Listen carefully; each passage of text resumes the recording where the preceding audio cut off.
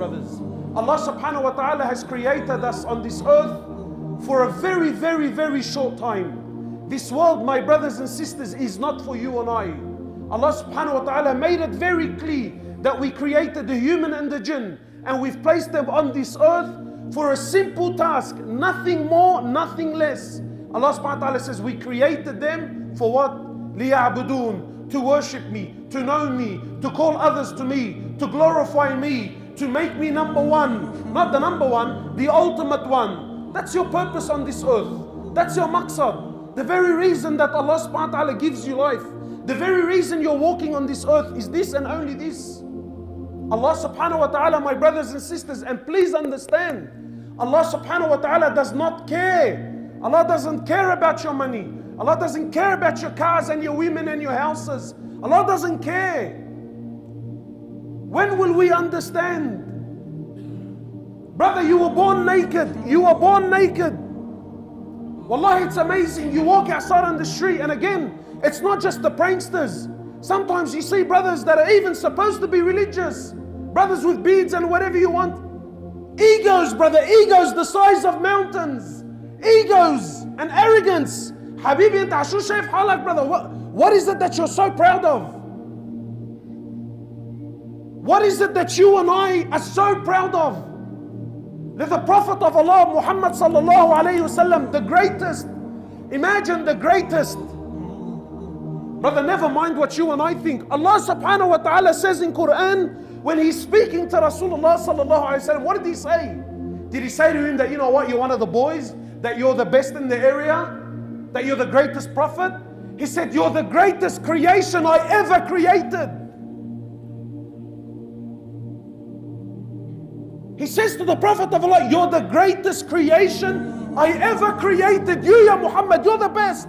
I didn't create anything better and greater than you. Yet what was his attitude like? The Sahaba, they described him. They said he was more shy, he was more modest than a virgin behind her veil. He was more shy, he had haya.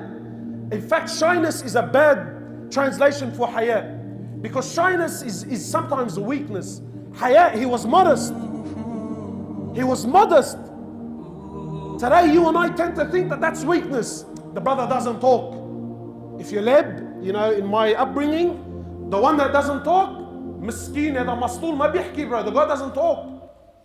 That's how we're programmed. That the one that's strong, the one that has the ability is the one that talks, brother. The one that stands up and says it like it is. Today even our women do this. Brother gives an opinion that the women kaffat al Abu Janab.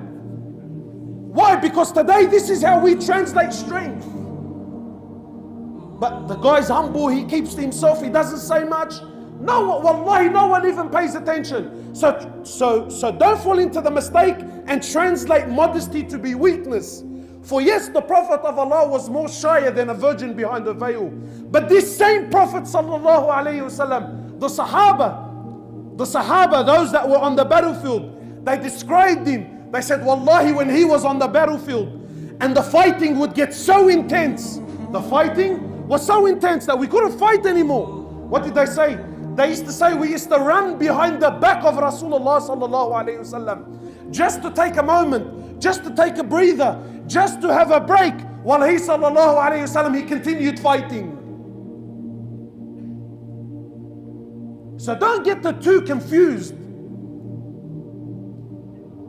But egos, akhi, honestly, anta ashu shaif halak, like what is it that you're so proud of? Shaykh al-Islam ibn Taymiyyah, he says, amazing. He says, it amazes me. How can the one that traveled through the passage of urine twice, when you left your father and you traveled through the passage of urine twice. He said, how can this person still have pride and arrogance in his heart? Ashu Shaykh, like what is it you're so proud of? What? You were born naked. You were born naked. And you will die naked. And everything you achieved in between, all your houses and your cars and whatever it is that's making you look down upon others, all this stuff in between, where does it stay? Do you think you take it with you?